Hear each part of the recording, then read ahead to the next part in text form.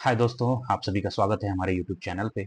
आज हम बात करना चाहेंगे दोस्तों आपसे डोनाल्ड ट्रंप के द्वारा हाल के भारत और पाकिस्तान के बीच हुए क्षेत्रीय संघर्ष जो भारत की तरफ से ऑपरेशन सिंदूर लॉन्च किया गया था उसके परिप्रेक्ष्य में, जिसमें डोनाल्ड अमेरिका के राष्ट्रपति डोनाल्ड ट्रंप द्वारा बार बार इस घटना का जिक्र किया जाना और ये कहना कि उनके ही बलबूते उनके ही कहने पे भारत और पाकिस्तान के बीच सीज फायर लागू हुआ, इसमें वो अपना क्रेडिट लेना चाहते हैं। दोस्तों, इन सब के बीच सबसे इंपॉर्टेंट बात यह है कि डोनाल्ड ट्रंप बार बार ऐसी बातें क्यों अपने पब्लिक के बीच कह रहे हैं, मीडिया में कह रहे हैं।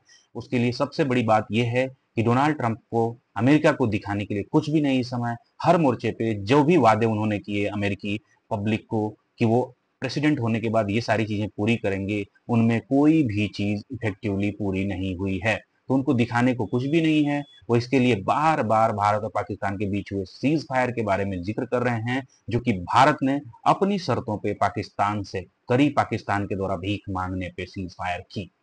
दोस्तों, सबसे इंपॉर्टेंट बात यह है कि आज डोनाल्ड ट्रंप ने बोला कि इस युद्ध में भारत और पाकिस्तान के बीच कम से कम 5 लड़ाकू विमान गिराए गए। उन्होंने ये बात साफ नहीं की कि ये लड़ाकू विमान किस देश के थे। दोस्तों, आपको याद हो कि ऑपरेशन सिंदूर लॉन्च होने के बाद से ही पाकिस्तान की तरफ से उसकी प्रोपेगेंडा मशीनरी ये झूठी प्रोपेगेंडा फैला रही है, सोशल मीडिया से लेकर के उसके बहुत सारे नेता, उसकी सेना, उसकी एयरफोर्स, हर जगह पे झूठ का प्रोपेगेंडा फैलाया जा रहा है पूरी दुनिया में, जिसमें ये बताया जा रहा है कि उन्होंने भारत के 5 राफेल गिरा दिए, जो कि बेसलेस है, कंप्लीटली झूठी नैरेटिव गढ़ी जा रही है। इसके एवज में पाकिस्तान की किसी भी एजेंसी द्वारा, इवन पूरी दुनिया के किसी भी एजेंसी द्वारा आज तक एक भी प्रूफ पब्लिक में नहीं लाई गई है।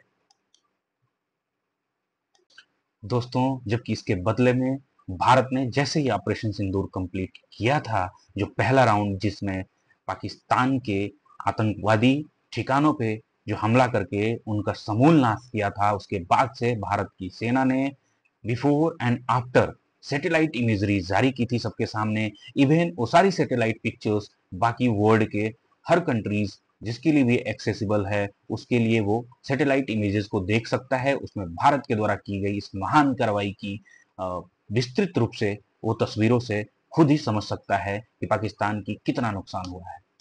दोस्तों, भारत की इस कार्रवाई में ऑपरेशन सिंदूर जितने दिन भी चला उसमें पाकिस्तान की 25% पाकिस्तानी एयरफोर्स के इंफ्रास्ट्रक्चर को कंप्लीटली नेस्तनाबूद कर दिया गया। पाकिस्तान उसके बाद से उसकी एयरफोर्स इस हालत में नहीं रही कि अपने लड़ाकू विमानों को अग्रिम मोर्चे पे ला सके। पाकिस्तान की सेना, पाकिस्तान का एयरफोर्स, उसका इतना ज्यादा नुकसान हो गया कि वो इसके बाद से हिमाकत नहीं कर सके और सीज फायर करके भीख मांगने लगे। आखिरकार भारत को क्या ही करना था जब भारत की सारी जो भी भारत की पहले से गोल फिक्स थे वो सब अचीव हो गए थे, तो भारत को सीज फायर करने में कोई नुकसान नहीं था। दोस्तों, जो सबसे इंपॉर्टेंट बात यह है कि ये लड़ाई भारत और पाकिस्तान के बीच नहीं थी। ये लड़ाई पाकिस्तान सिर्फ मुखौटा था, जबकि उसके पीछे चाइना की पूरी टेक्नोलॉजी, चाइना के सैटेलाइट सर्विसेज, सब कुछ रियल टाइम प्रोवाइड किए जा रहे थे। दोस्तों, पाकिस्तान के साथ तुर्की के ड्रोन ऑपरेटर्स ऑपरेटर्स और चाइनीज मिलिट्री इक्विपमेंट सब कुछ अलाइन थे। उसके बावजूद भारतीय वायुसेना ने जो पटखनी दी है वो इतिहास के स्वर्णिम पन्नों में अंकित हो जाएगा। 1971 के बाद पाकिस्तान की इतनी करारी हार अब तक की ये ऑपरेशन सिंदूर में हुई है, जो कि इतने कम समय में कर दी गई। भारतीय वायुसेना ने कम से कम 15 से 16 पाकिस्तानी फाइटर एयरक्राफ्ट से लेकर के उसके एवाक्स इत्यादि विमानों को बिल्कुल नष्ट कर दिया। भारतीय वायुसेना ने पाकिस्तान के भोलारी एयरबेस पे उसका जैसे ही एक अवाक्स विमान लैंड कर रहा था और अपने हैंगर में जा रहा था, वहीं पे पिन पॉइंट एक्यूरेसी के साथ मिसाइल गिराई और वहां पे ऑलरेडी पड़े हुए 4F-16 और एक एवैक्स प्लस उसमें मौजूद 4 से 5 या उससे भी ज्यादा पाकिस्तानी एयरफोर्स के पायलट और ऑफिसर्स मारे गए और इतना नुकसान हुआ। इसके अलावा भारत की यस 400 जो एंटी डिफेंस सिस्टम है उसने लगभग 300 किलोमीटर से ज्यादा की दूरी पे उसके एक उड़ते हुए अवैक्स को मार गिराया। इसके अलावा पाकिस्तान की JF-17, बहुत सारे F-16 इत्यादि विमानों को नष्ट कर दिया गया। कुछ विमानों को हवा में नष्ट किया गया और कुछ विमानों को उनके हैंगर में ही विनाश कर दिया गया। दोस्तों, अगर ये लड़ाई 1 से 2 दिन और होती तो शायद पाकिस्तान की वायुसेना जो 25% के नुकसान पे थी, शायद मात्र 1 से 2 दिनों के और इस एक्सटेंशन में शायद लगभग 100%, 90 to 100% उसके इंफ्रास्ट्रक्चर का कंप्लीटली डिस्ट्रॉय हो जाता। कि रीजन बीइंग कि भारत की पिन पॉइंट एक्यूरेसी न सिर्फ उसके रनवेज को समाप्त कर रहे थे, उसके हैंगर्स में मौजूद विमानों को नष्ट कर रहे थे, हवा में उड़ते विमानों को नष्ट कर रहे थे, उनके रडार्स को नष्ट कर रहे थे।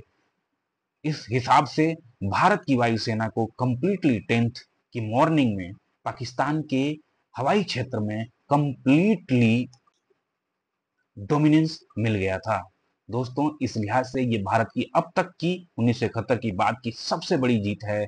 इसके बावजूद भारतीय मीडिया में कुछ लोगों के द्वारा, भारतीय विपक्ष के नेताओं के कुछ लोगों के द्वारा बार बार इसी बात पे कायम रखना, जो पाकिस्तानी झूठी प्रोपेगेंडा मशीनरी द्वारा फैलाई जा रही है, ये अपने देश के लिए ठीक नहीं है।